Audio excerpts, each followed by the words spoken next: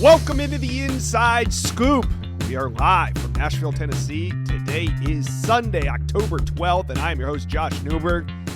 Week 7, it was a doozy. It is in the books. We're going to talk about it. We're going to go behind the scenes on some of the biggest visit weekends in America. There was also some major developments that have impacted recruiting from coast to coast. So today's Inside Scoop is going to cover it all. But before we get into it, guys, do me a favor. If you watch one of these shows during the season, hit subscribe. Things are only heating up. It's going to be a fun ride to signing day, so make sure you guys are subscribed. All right, so today's show, it's a big one. I'm really excited about it. We're going to talk Texas. You know we got to talk a little Texas Tech. We're going to go out to Oregon and Auburn as well. But before we sat down to tape, James Franklin got fired from Penn State. And we saw the impact it had on recruiting almost instantly because guys have been decommitting left and right. 2026 wide receiver LeVar Keys is out. He was a 4-star and the only one so far from the 2026 class, the current class. But when you look at Penn State's 2027 class, before Friday, the Nittany Lions had 3 top 32 recruits committed. We're talking Kamon Spell, Leighton Von Brandt, and Khalil Taylor. Now, typically in the top 32, right now they're not all 5-stars, but if it were to end, the cycle were to end right now, all 3 of those guys would be 5-star recruits. Now, Penn State has 0. They've all decommitted. We saw Kamon Spell. Here's what he had to say. Quote, he told this to Steve Wiltfong this morning. Yeah, you know, Coach Franklin played a huge role in my recruitment and me being committed. Just sucks to see him leave. Kamon Spell, no longer a Penn State commitment. 2027 4-star offensive tackle Leighton Von Brandt, number 28 overall. So we're talking top 1% of 1% here. He said, quote, after talking to my family, I will be decommitting from Penn State. My recruitment is 100% open. 4-star linebacker Gabe Jenkins, he said, quote, I'm not 100% locked in with Penn State. No, he's not. That's why he's no longer committed. Kevin Brown, top 100 prospect in 2026. He is still committed. He told Greg Smith this, quote, I can't believe they fired him, but it's a business. So maybe Brown, who's been committed to Penn State since July of 2024, he remains the top-ranked commit in the 2026 class, number 67 overall, so top 100 player. Maybe he stays committed. You see, the 2027 names, it was easy for them to decommit because they have so much longer to go before they're with another till they sign with a program. Whereas Kevin Brown, a top 100 prospect that's committed for over a year, I mean, he might not want to go to another program, so he sees this as business. So we'll see what happens with him. But I think cornerback Jaziel Hart, he probably speaks for a lot of us. You know, he's from Roanoke, Virginia. He's been committed to Penn State since May. He said, quote, it influences my recruitment kind of heavily, especially when Coach Franklin played a huge role in my recruitment. I didn't think a year ago that he'd be getting fired, especially after being ranked preseason number 2 and going to the playoffs in 2024. Jaziel, I think a lot of us are in that boat. We did not see this coming prior to the season. So here we are. Penn State, this is how it stands right now. I told you guys who was decommitted. We'll see if the class continues to fall apart in 2026. But as it stands right now, there are no commitments, in which was a stacked class for Penn State in 2027. So the impacts of James Franklin firing are being felt heavily right now on the recruiting trail. We'll keep you guys updated. But Penn State fans, talk to me. Who's the next head coach for the Nittany Lions? Who do you want Penn State to hire? Put it in the comment section below. Let's talk a little Auburn recruiting because some of the nation's top recruits took in the Tigers game against number 10 Georgia. And of course, the game didn't end the way that fans had hoped it to. But in this video, we're going to find out what recruits are saying about Auburn's 20-10 loss to Georgia. We're going to break it down with Jeffrey Lee of Auburn Sports. But before we get into it, guys, do me a favor real quick and hit subscribe to the Rivals Recruits channel. All right, let's bring in Auburn insider Jeffrey Lee. And, you know, we had talked about this game even before the season started as a big visit opportunity for the Tigers. And they, despite the loss, they still took advantage. couple of big flip targets on campus. What are you hearing, first of all, about Oregon 5-star edge Anthony Tank Jones? He's from the state of Alabama. What's he saying after this one? He didn't say anything, Josh. Politely declined the interview. But, I mean, we talked to him, and I talked to his dad briefly. But, okay. The feeling behind the scenes here is that Auburn feels like there's a chance here. There's a really good relationship there with Rock Bellantoni and Tank. Bellantoni has been down to see Tank. They've absolutely prioritized him, just like, Alabama and Oregon and everybody else has too.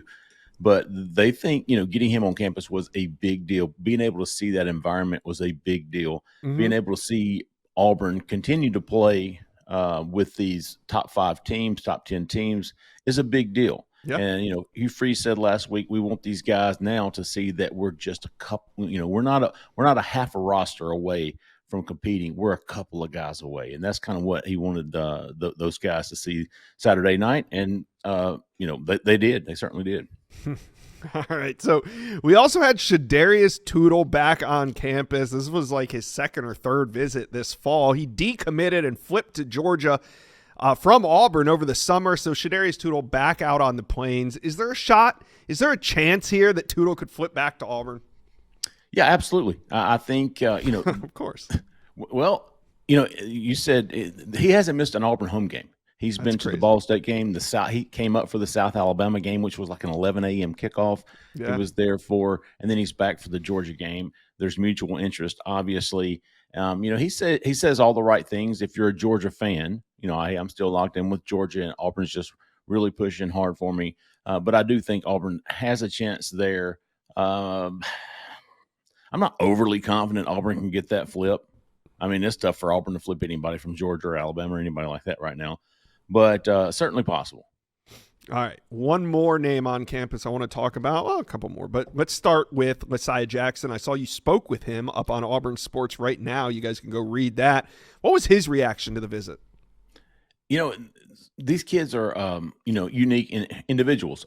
We all are. But, you get different feels and vibes from each kid. And Messiah is just one of those guys. He really loves Auburn. He really does. And, he was, one of the guys defending Auburn after the game. And, they got the refs and this and that. But, he wasn't downplaying Auburn at all. If anything, he was really, speaking very positive about Auburn. I still think it's more likely he ends up at Auburn than he does Stanford. I think that could happen pretty soon. I think this past weekend, the official visit, he was one of 2 official visitors. Nico Hepa was the other official visitor, but Messiah, I think Auburn is absolutely the team to beat for him.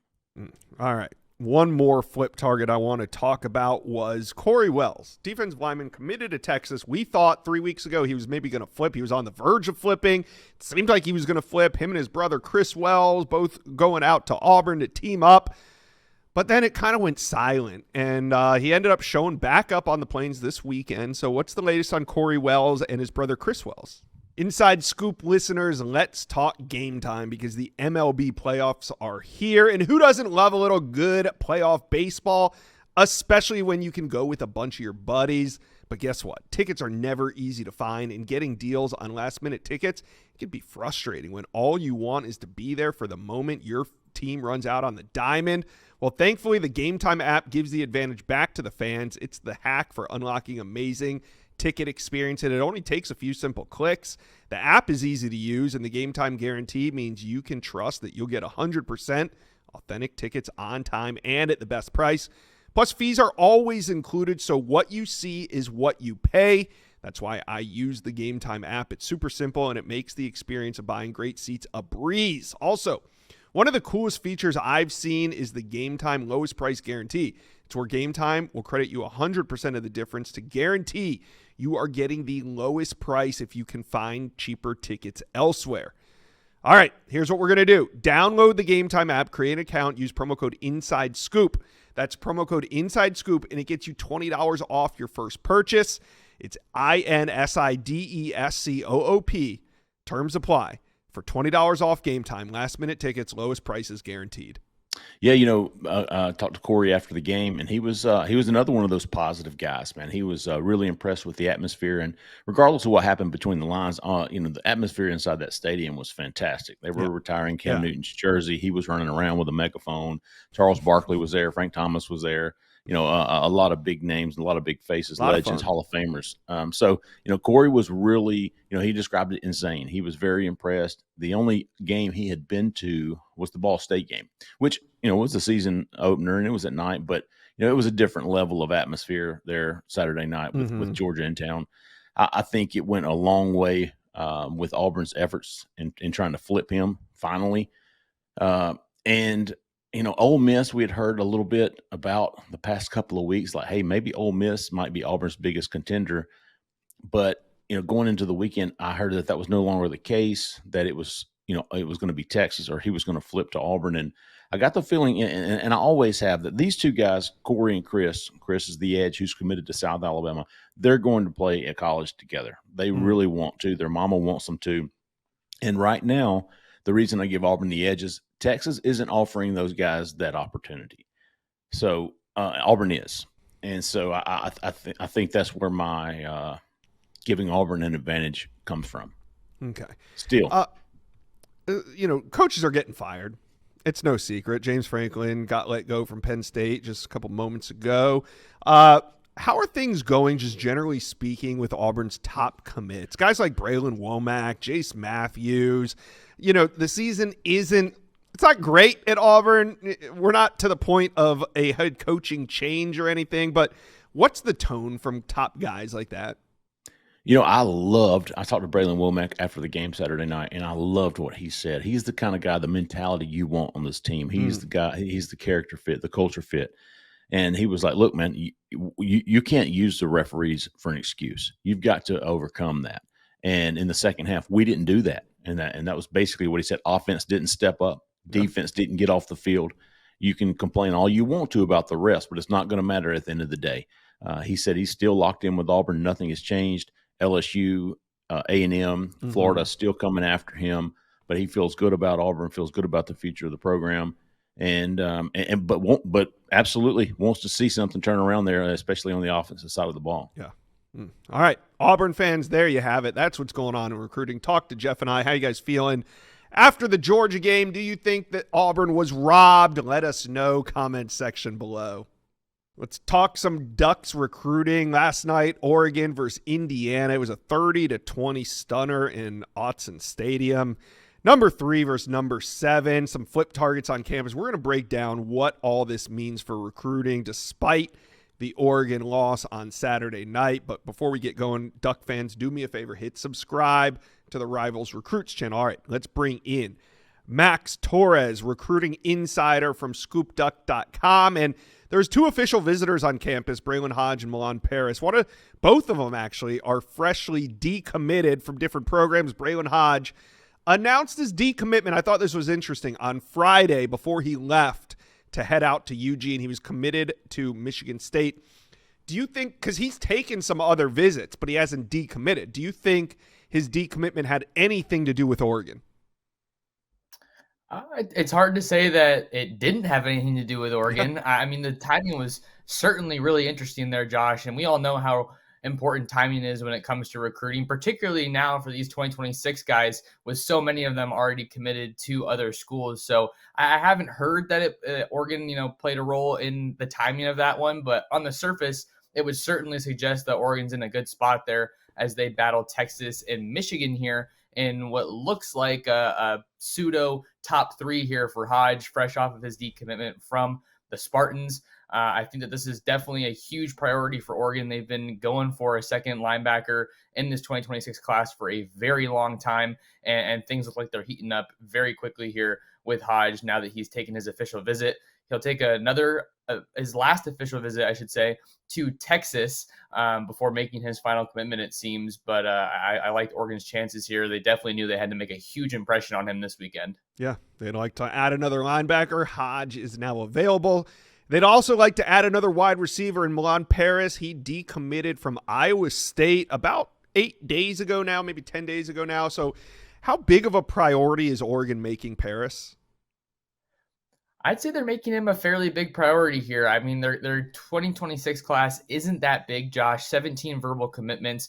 2 of those are wide receivers in Messiah Hampton and Jalen Lott, but it looks like Ross Douglas wants to go into his home state and would love to add Paris to this class here with him being an Ohio native. Mm-hmm. I think that they want to add a little bit of size here and some more playmaking ability. Wide receiver is certainly a premium position for Oregon, and they don't have a ton of bodies right now. If you're just looking at their receiver room with Evan Stewart being hurt and some other movement there at the position. So I think that you want as many good receivers as you possibly can. And it looks like Ross Douglas is making Paris a big priority. So that'll be one we're tracking very closely. And we'll be updating our readers over at Scoop Duck when I get some more on him. Yeah, and Scoop Duck has a ton of updates on 2027 names on campus. We know there were some big ones there. Josiah Molden was a top corner on campus. Also, Dante Wright. Now, you had a chance to speak to Dante Wright. What's he saying coming out of this one? The big takeaway I took from my interview with Dante Wright is that he went on record basically saying that he's focused on 3 schools right now. He's committed to Georgia, but he's also focusing on Oregon and USC as he navigates this recruitment. Still fairly early in his process, obviously being a 2027 recruit. I like Oregon's chances here to ultimately pull off a flip. I haven't logged a prediction, but if there is a commit or a recruit, I should say, that's committed elsewhere in the 27 class that Oregon has a good shot with, I think that Wright has to be at the top of the list. Oregon's got really good ties in the Long Beach Poly that we've, I think, spoken about before, Josh, and you get Wright on campus again after he visited for a spring practice. He's going to head out to Athens next weekend for a return trip there, but it's kind of steady as she goes. He has a really good relationship with Rashad Wadood, as well as Chris Hampton, the 2 secondary coaches for the Ducks, and he's definitely feeling the love from Oregon after his recent visit. So I think Oregon's got a good shot here. Just got to continue putting in the work on the trail. Yeah, and putting in some work. We saw some commitments on campus this weekend. 5-star safety Jet Washington was out in Eugene. Just generally speaking, when it comes to these commitments, what do you think they took away from this game despite the loss? Yeah, I think they took away the atmosphere that you saw in Eugene. It was a pretty big day. All things considered, you had College Game Day on campus, and there was some awesome energy just all throughout the campus and really the city, with Eugene being such a college town. I think you took away Oregon experiencing some adversity, and I guess for a guy like Jet, you could see the play from the secondary being a relative bright spot with a young guy playing a lot in Brandon Finney Jr., who had that pick 6, a true freshman. Yeah. So Oregon's safety play was pretty solid against Indiana. I know Aaron Flowers is a younger guy as well, a redshirt freshman safety from Texas, who was flying around last night against the Hoosiers. So I think you look at how Oregon's going to try to bounce back from some adversity. A lot of fans are obviously firing off their reactions to Oregon's first loss of the year. But recruits look at the big picture. I don't think they look at just one game. And now it's going to be an interesting opportunity to see how Dan Lennon and the Ducks bounce back with the game on the road against Rutgers next week. All right, Oregon fans, talk to Max and I. What do you take away? Just like recruits, everybody sees things a little differently. So Oregon Duck fans, what's your biggest takeaway from this game against Indiana? Put it in the comment section below. Let's talk a little Texas. 23-6, the Longhorns won, and this is after the New York Times called Arch Manning a bust. He goes out and he gets the first signature win of his career. I say first because I think there will be many. 23-6 over Oklahoma in the Cotton Bowl, and we are going to be talking about how the win impacts Texas recruiting. We got Sam Spiegelman here, but first, guys, do me a favor, Texas fans. Hit subscribe. We love talking Longhorn recruiting, and we are going to do it all season long.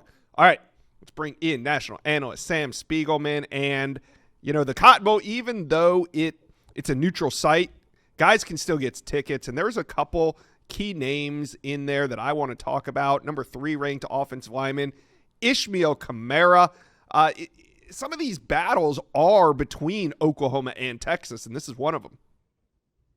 100%. You could throw Texas A&M into that mix as well with the number 3 interior offensive lineman from France. He plays his high school football for Gilmer High School out in East Texas. which puts him directly in the middle of Texas A&M, Texas, and Oklahoma recruiting. He's been to all three campuses this year, was back at SMU, and then to the Cotton Bowl this weekend. You could add SMU to that top four probably for Kamara, but we fully expect this to come down to Texas and Texas A&M in the end for one of the best offensive linemen in the country, someone whose stock has been on the rise since our rivals camp over the summer. Yeah, I noticed you also spoke with Jerry Outhouse, number 4 ranked corner, and he's from Fort Worth. What was he saying after this one? Yeah, you know what? Texas and Oklahoma are two of his top 6 teams. After visiting the Palace for that Michigan win earlier this season, Oklahoma probably had a leg up. They still might have an edge over Texas, but after seeing the way that Longhorns defense played in the Cotton Bowl, knowing that staff loves Jerry Outhouse, one of the top 10 cornerbacks in the country for 2027, this is going to be a little bit more of a tighter battle going forward between Oklahoma, Texas, and a few other programs for Jerry Outhouse. Number 1 linebacker in the 2027 cycle, Cooper Witten. He was on hand, and he's been making visits left and right this season. We've seen him pop up at Tennessee. We've seen him at a few other places. What's your read on Cooper Witten coming out of this game? Yeah, this is an interesting one because, like you mentioned, he's been making his visits. You mentioned Tennessee, where his father, Jason Witten, played, but Oklahoma, one of the first to offer Cooper Witten, has been at or near the top of his recruitment, along with Texas A&M. Texas has been another team that has been really intriguing Cooper Witten since June 15th, when coaches could directly contact junior recruits. He's supposed to be in Austin later this season. I think the Longhorns just help their case as they try to stick in this race with the Sooners, the Volunteers, and also the Aggies. All right. We got to talk number 1 quarterback, Kavian Bryant, because he is making a decision on Saturday, November 1st. We'll let you know. It could be on this channel. Let you guys know on that. But Kavian Bryant shows up here. We know Texas made his final 5. How serious do you think he is about the Horns, and what do you make of this trip to the Cotton Bowl?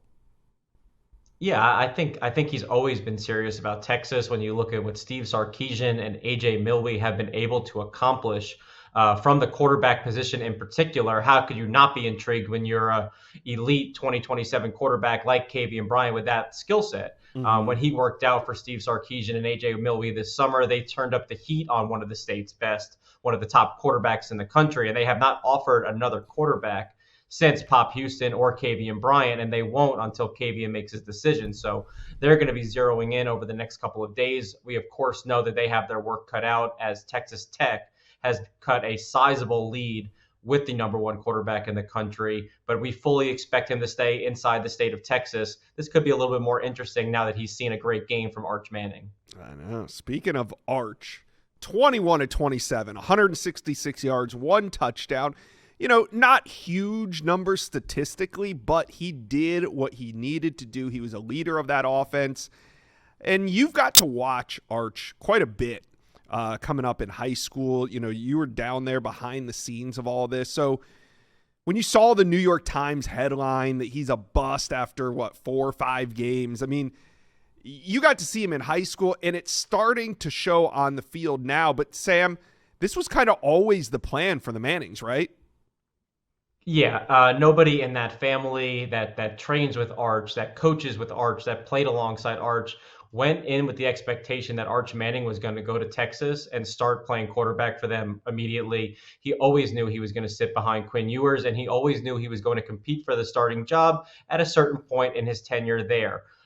Listen, he's come in spot duty and has been flawless as an underclassman. And in his first game as the true starter this season, he went on the road to the Shoe and played arguably the best defense in college football on the road in a crazy environment in Columbus.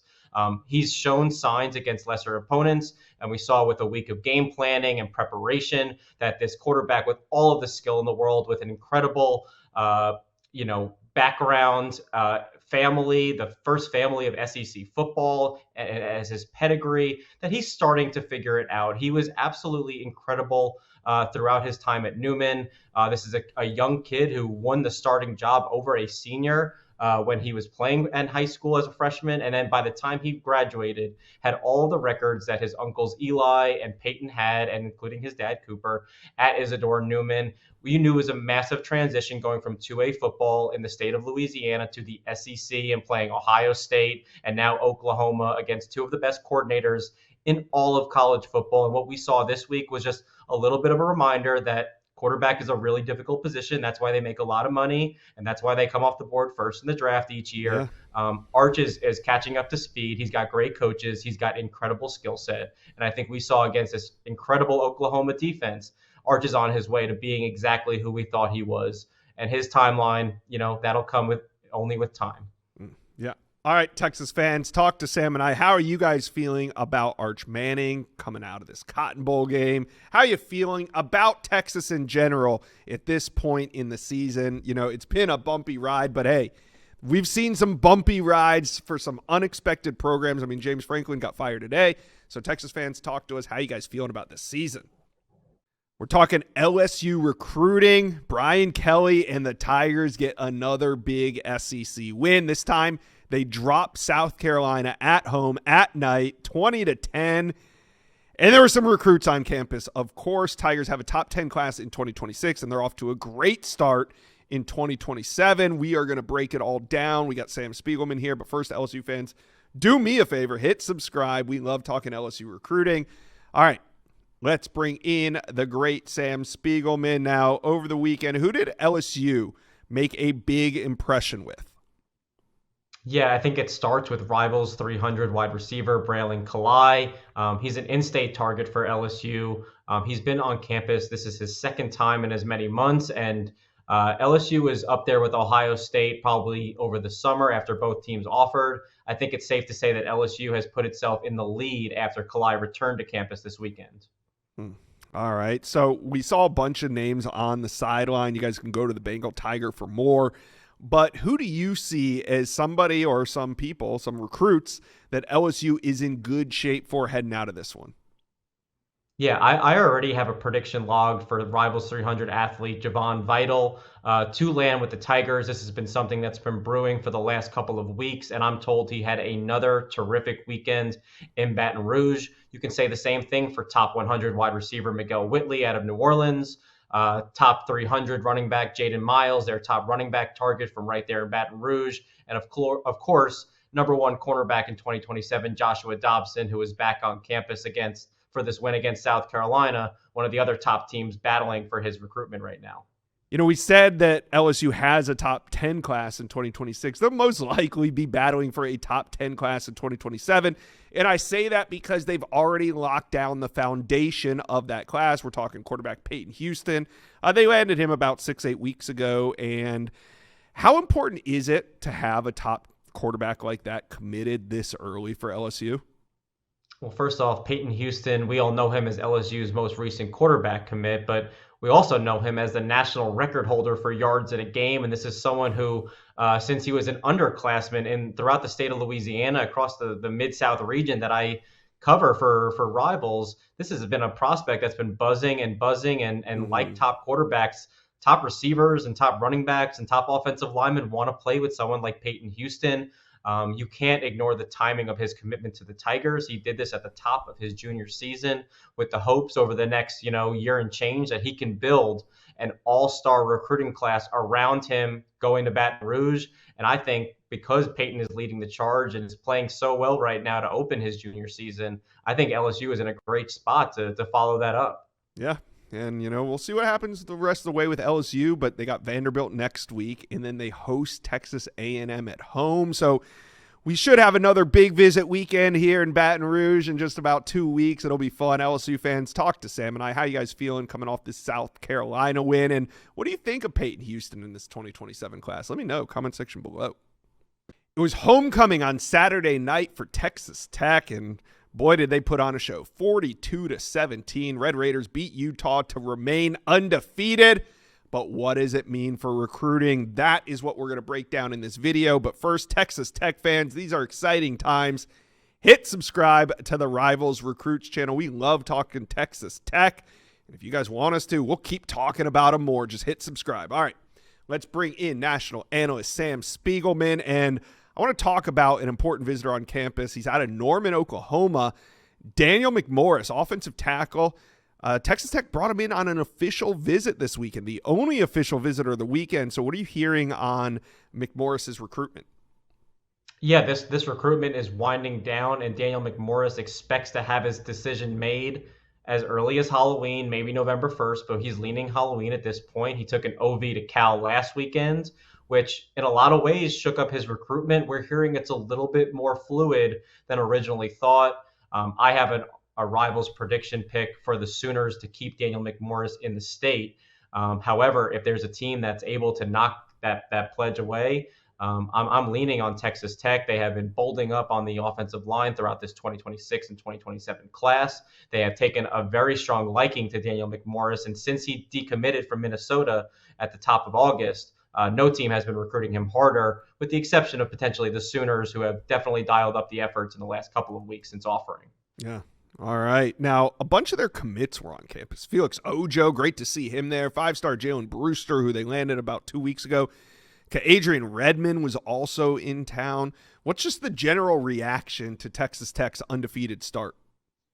There is a lot of excitement around this Texas Tech fan base, as well as the future of this program. We're talking about these 2026 commits like Felix Ojo, who at one point was the #1 offensive tackle in the country, is still a 5-star blue chip prospect that schools across the country would love to add to their offensive line. And the confidence and the optimism about this program from people like Felix Ojo, who not only see the program taking that step already, they believe they can step in right away, compete or play for this contender. And the sky is the limit, because then you look beyond Felix Ojo in that 2026 class and see blue chippers like Jalen Brewster, the #1 defensive lineman in the country, who plays for Cedar Hill High School, where Joey McGuire won 3 state championships, and someone like Adrian Redmond, who was widely coveted by Texas Tech, as well as A&M and Texas and TCU and SMU.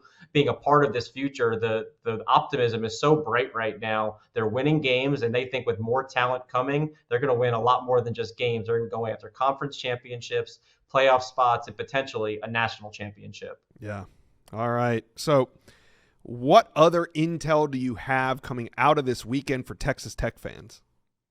I feel like a broken record, Josh, but I just want to stick to the trenches here. We talked about Felix Ojo and Jalen Brewster. They brought in a top 100 defensive lineman, George Toya, who just relocated from the West Coast to the Dallas-Fort Worth area. He made his first visit to Lubbock, picked up an offer from Joey McGuire, and I think Tech is going to have a chance to get him back on campus moving forward. Both myself and my colleague, Steve Wilfong, have RPM predictions in for Amari Vickerson, a top 40 defensive lineman in the country, to eventually land in Lubbock. That was his first game day visit out there, and he loved it. No team was recruiting him harder leading into the visit, and I like their chances of holding on.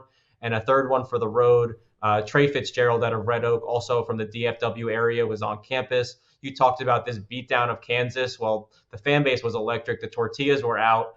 Trey Fitzgerald is another defensive lineman I like, where Texas Tech is sitting with him. They're battling SMU at the top right now.